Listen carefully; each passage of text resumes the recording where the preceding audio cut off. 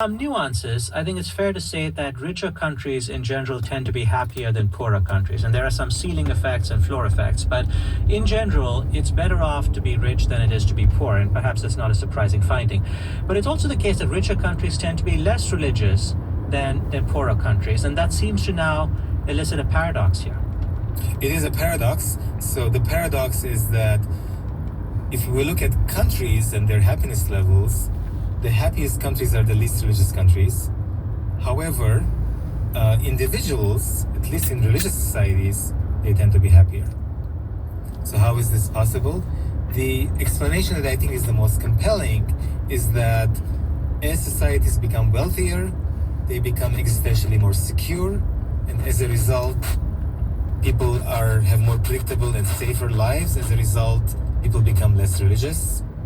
But religious people are happier in religious societies? We've known this for decades. There's a very powerful effect of country-level income on religious levels. Religious declines as income goes up. So that's one thing to keep in mind.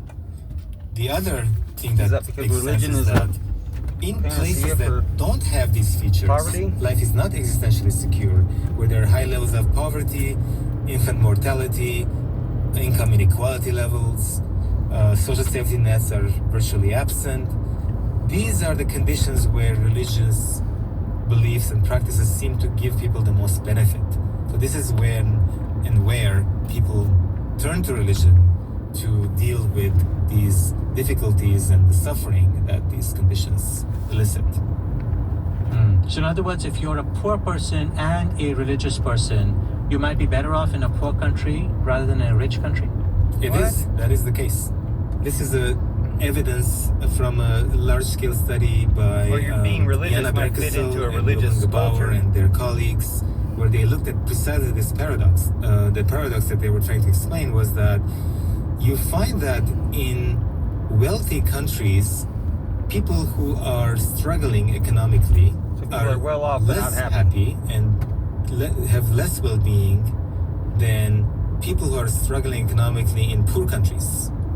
You would expect intuitively that in wealthier countries, people who are struggling should be better off because they're in a wealthier country overall. Wealth disparity is what makes suffering. And the explanation that they explored, of course, was that in wealthier countries, religiosity declines, so religion is not as available as a way of coping. Or having people who are extremely wealthy and makes things hard for people who are poor.